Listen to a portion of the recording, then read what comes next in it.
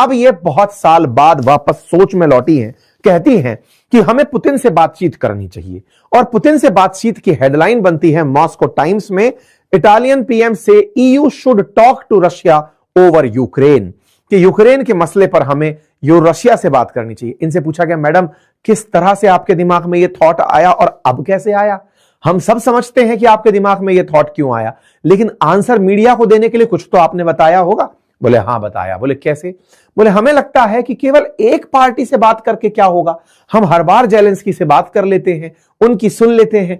Europe को चाहिए कि अपना प्रतिनिधि वो रूस के लिए भी नियुक्त करें। मैडम बहुत तेज दिमाग चला आपका। मैडम अब तक कहां थे आप?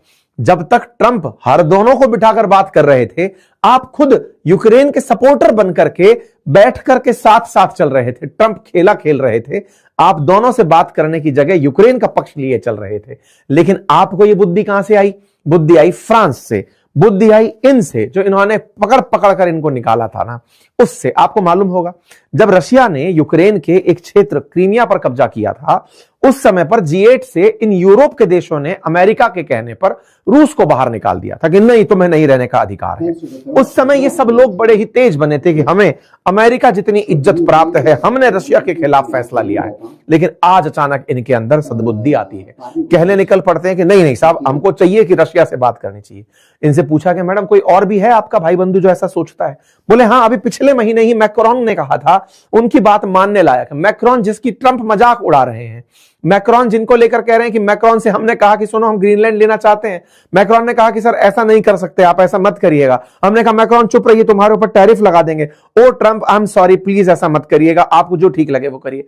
रूस ने, अमेरिका ने इन यूरोप के सभी देशों की बुझे बल्ब की तरह एक झालर बना दी है, साथ में इन सबको घंटे की तरह बजाता चला जा रहा है। ऐसे में मैक्रोन का पक्ष लेती मेलोनी साफ दिखाई पड़ती हैं कि दो देश तो ईयू के सबसे ज्यादा जो फेमस देश हैं, अब बस आप पकड़ लो, ईयू के बाहर यूके घूम रहा है, लेकिन जस्ट जर्मनी और ये सब एक जैसी ढपली बजते हैं। ये सबको फील हो रहा है कि हमें बात करनी चाहिए।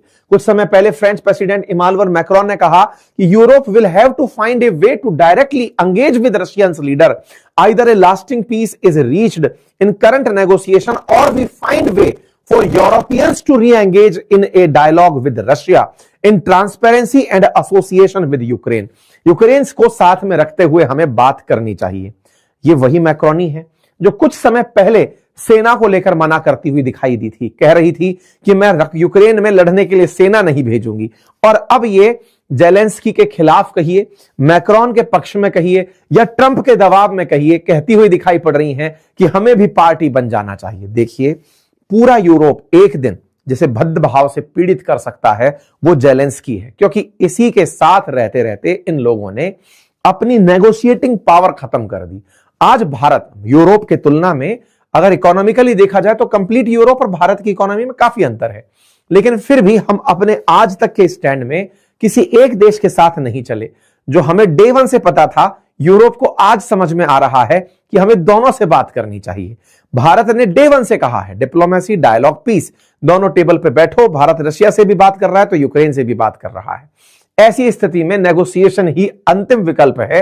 ये पहले भी हो सकते थे, यही बार बार इनसे कहा जा रहा था। खैर, जब दो महाशक्तियां आपस में झगड़ रही होती हैं तो बिचौलियों को लगता है कि वो भीड़ में है, और उनको कई बार कहते हैं ना कि कई बार इमारत में हर ईंट को ये घमंड हो जाता है कि पूरी इमारत उस अकेली ईंट पर टिकी है। यूरोप का हाल कुछ वैसा ही था। कहते हैं कि ऊंट गाड़ी के नीचे चलते कुत्ते को लगता है कि इस गाड़ी में ताकत उसकी वजह से आई है। बहुत ज्यादा गंदी मैंने तुलना कर दी, क्षमा चाहता हूं, लेकिन वास्तविकता यही है कि ये गाड़ी चला ट्रंप रहे हैं, लेकिन यूरोप को लग रहा था कि ये उनकी वजह से है। यूरोप की इतनी भद्द क्यों पिटी? क्योंकि उनके दिमाग में अभी पुराना ट्रेलर चल रहा है।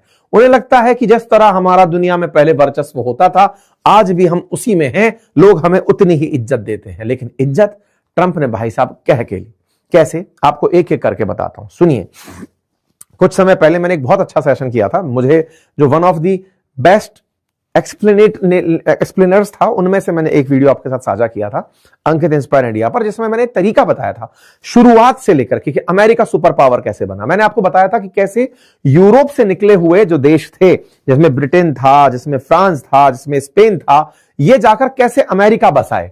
फिर अमेरिका बस गया और वो इन पर ही राज करने लगा। हमने पूरी डिटेलिंग आपको दी थी। यूरोपियन यूनियन को यूक्रेन के दौरान पूरी तरह ट्रंप ने अपने साथ रखा। जब सैंक्शन लगाने की बात हुई तब अमेरिका ने हर बार यूरोप से कहा कि जो मैं कह रहा हूं तुमको भी वही करना होगा। ट्रंप ने यूरोपियन यूनियन से कहलवा कहलवा करके रशिया के खिलाफ सारे एक्शन करवाए। हालत तो यह हो गई कि इनको इस तरह से ट्रीट किया गया, इस तरह की फेक इमेजेस तक वायरल होने लगी कि साहब अमेरिका ने इनको बहुत बेइज्जत किया है। लेकिन कोई बात नहीं साहब, बेइज्जती एक कारण हो सकता है। अमेरिका अपने आप को शक्ति संपन्न बनाए रखने के लिए यूरोप को इस तरह से पीड़ित कर रहा था। दूसरा, हाल में आपने अगर नाटो का स्टैंड देखा हो, ट्रंप ने ताजा ताजा भी बयान दिया है, पहला भी इनका बयान है।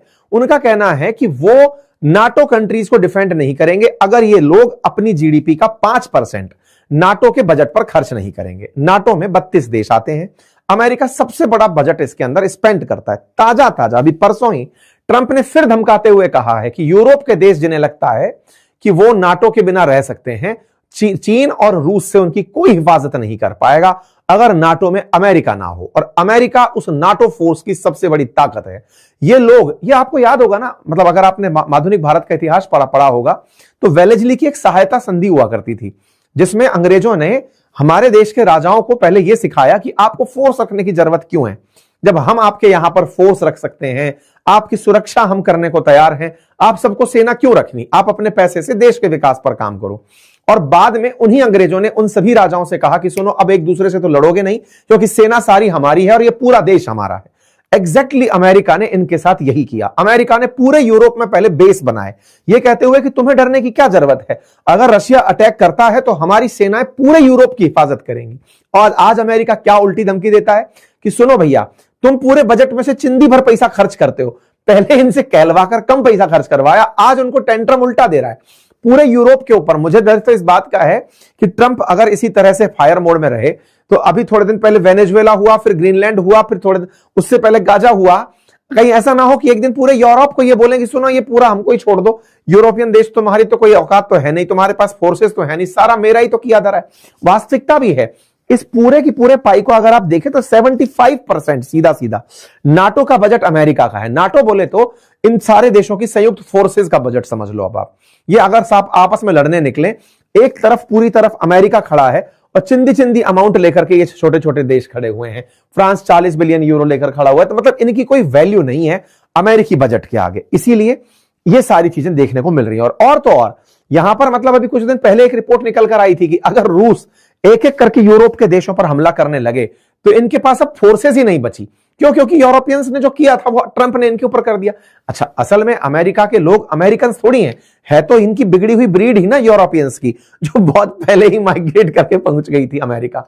अब वो वहां से बैठकर इन्हीं को हड़काने लग रहे हैं, सुनो तुम भी हमारे नहीं हो, तुम काम के नहीं हो, हटो, अब हम तुम पर राज करेंगे। तो इनको अब ये फीलिंग आने लगी है। इस फीलिंग की ताजा बानगी आपने देखी होगी डेनमार्क के ग्रीनलैंड के मामले में, जिसमें ट्रंप पूरी तरह धमकाए पड़े हैं। इटली वाले लोग बोलने आए कि साहब मिस्टर ट्रंप आप ऐसे नहीं कर सकते, आपने इन लोगों के साथ ऐसा नहीं कर सकते। ट्रंप ने कहा सुनो हम सब कर सकते हैं, हम डेनमार्क से ग्रीनलैंड ले सकते हैं और उसके लिए पैसा वैसा देने की जरूरत नहीं है। पत्रकारों ने इनसे पूछा कि सर सुना है कि आप पैसा देने के मूड में हैं ग्रीनलैंड के लोगों को, बोले क्या जरूरत है, वो वैसे ही आ जाएंगे। फिर किसी ने पूछा, अच्छे पत्रकार, भले पत्रकार ने, कि सर एक बात बताइए, आपकी फोर्सेस तो ऑलरेडी वहां पर हैं, तो खरीदने की क्या जरूरत है, मतलब कब्जा करने की क्या जरूरत है। बोले तो फिर हम ग्रीनलैंड को डेनमार्क को देके क्या कर रहे हैं, हमारी फोर्सेस हैं, हम भी तो यही कह रहे हैं कि वो हमारा है। बोले ओहो सर आपको जरूरत क्या है। बोले वो रशिया वाले अपने डिस्ट्रॉयर वहां खड़ी करके रखते हैं, हमें जरूरत नहीं है, हम अपने पड़ोस में चीन और रूस को नहीं चाहते इसलिए उसको चाहते हैं। बोले सर ये गलत नहीं होगा, आप डेनमार्क के साथ गलत कर देंगे। बोले 500 साल पहले डेनमार्क ने नाव ले जाके ग्रीनलैंड खड़ी कर दी, इसका मतलब ये थोड़ी होता ग्रीनलैंड उसका हो गया, जिसकी ताकत उसका हो गया। भाई साहब खोले आम ये यूरोप को धमका दिए। ये लोग कुछ नहीं कर पाएंगे। और मैं आपको बता रहा हूं अभी 20 दिन निकल जाने दीजिए। वेनेजुएला के इसने कुछ शगुन लिया है कि हाँ भाई एक देश को बर्बाद करने के बाद 20 दिन का आराम लेना होता है, उसके बाद ये ग्रीनलैंड ही लेगा और ये यूरोपियन यूनियन देखते रह जाएंगे। यूरोपियन यूनियन को उस महादशा ने, जिसका नाम था यूक्रेन की दशा ने, पीड़ित कैसे किया जेलेंस्की के रूप में। आप ऐसे देखिए, ये बेचारे अमेरिका के साथ लग करके जो तेल और गैस अपनी जरूरत का पूरा यूरोप से रशिया से खरीदते थे, ये बेचारे ताजा ताजा तैयार हुए कि सर हम यूरोप से रशिया से नहीं खरीदेंगे, हम अमेरिका से खरीदेंगे। अमेरिका ने बाइडेन के काल में, चालाक बाइडेन भी था, मतलब असल में अमेरिका एक देश नहीं है, वो एक बड़ी कंपनी है, आप ऐसे समझिए, केवल अपना स्वार्थ सोचती है और कुछ नहीं। इन भाई साहब ने क्या करवाया अमेरिकियों ने यूरोपियन देशों के साथ, जिनको तेल और गैस की सख्त जरूरत पड़ती है। आप सोचकर देखिए कि रशिया से तेल गैस खरीदना बंद करवा करके खुद से करवा दिया, जो आज हमारे साथ करवा रहे हैं ना ये लोग कि रूस से तेल नहीं खरीदोगे हमसे खरीदोगे। बिल्कुल ऐसे ही यूरोप के साथ करवाया। यूरोप भी बेचारा रशिया से तेल खरीदना बंद किया, गैस खरीदना बंद किया और अमेरिका शिफ्ट हो गया। अमेरिका ने $70 बिलियन का तेल बेचा है भाई साहब इन लोगों को, $70 बिलियन का। 250 बिलियन पर ईयर स्पेंड कर रहा है ईयू, मतलब आप इससे अंदाजा लगा सकते हैं। यूरोप ने अपनी एनर्जी आवश्यकता पर अमेरिका को कमा कमा के खूब पैसा दिया। तो कुल मिलाकर के इनकी जो स्थिति है वो देखने के लिए काफी सारे पॉइंट हैं। उन्हीं पॉइंट्स में ताजा ताजा जो बिंदु हैं वो बिंदु हैं अमेरिका ने ट्रंप के नेतृत्व में जिस तरह से फिलिस्तीन के लिए काम किया, यूरोप को बिल्कुल साइड में रखा। तो यूरोपियंस ने उसी से बचने के चक्कर में तो फिलिस्तीन को मान्यता दे डाली। ट्रंप को लगा कि तुम फिलिस्तीन को मान्यता दोगे, लो बेटा हम तुम्हें न्यूट्रलाइज कर देते हैं। समझौता ही खुद कराने पहुंच गए। इन लोगों की जो छोटी मोटी जो स्थिति थी ना, सऊदी अरब और फ्रांस जाकर के यूएन की प्रेसिडेंसी करते हुए बोले थे कि अगर इजराइल फिलिस्तीन पर हमला नहीं रोकेगा तो हम फिलिस्तीन को मान्यता दे देंगे, यानी गाजा पर हमला नहीं रोकेगा। तो ट्रंप ने कहा कि तुम कौन होते हो, लो बेटा मैं इन दोनों में समझौता करा देता हूं। लेके गया सबको, सबके बीच में समझौता करा दिया। तो यूरोप की पूरी इज्जत को मिटाने में ट्रंप लगे हुए हैं। परिणाम यह है कि ये सब लोग एक साथ अब समझ रहे हैं कि शक्ति संतुलन के लिए दूसरा देश जरूरी होता है।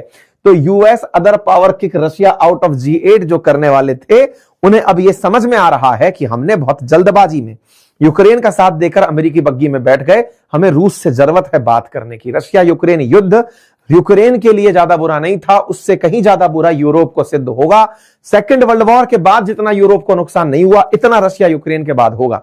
अभी ताजा ताजा एक साहब वो ऑस्ट्रिया के इकोनॉमिस्ट बाहर निकल कर आए, उनने कहा कि अमेरिका के जितने भी हमारे यहां पर बेसिस हैं, हमें उन पर कब्जा कर लेना चाहिए। क्योंकि ऑब्वियस ही बात है ना, असल डर अब है क्या? डर तो अब यही है कि अमेरिका ने खुद के बेसिस इनके देशों में बनाए हुए हैं। हर देश में बेस आप उठाकर देखिए ना, ये जितने भी यूरोपियन देश हैं, इन सब जगह अमेरिकी फोर्सेस बैठी हुई हैं और इन लोगों से पैसा खर्च नहीं करवा रहे, खुद पैसा खर्च करके इन सब देशों के ऊपर ऑलमोस्ट कब्जा अब अमेरिका कर सकता है। इस स्थिति में ये बैठे हुए हैं। बकायदा यूएस की यूरोपियन कमांड बनी हुई है यूरोप पर कंट्रोल करने के लिए। तो मेरे को तो वो दिन देखना है जिस दिन अमेरिका ये कहेगा कि सुनो इतने इतने सारे देश जो है अब सारे पैक कर दो, अमेरिका हुए ये देखने वाली चीज होगी। मैडम नहीं बोलती है, इनसे एक पत्रकार पूछ रहा था, मैडम कुछ ऐसी प्लानिंग है क्या? लोग चर्चा कर रहे हैं कुछ ऐसी प्लानिंग है क्या? बोले नहीं हमारी तो ऐसी कोई प्लानिंग नहीं है।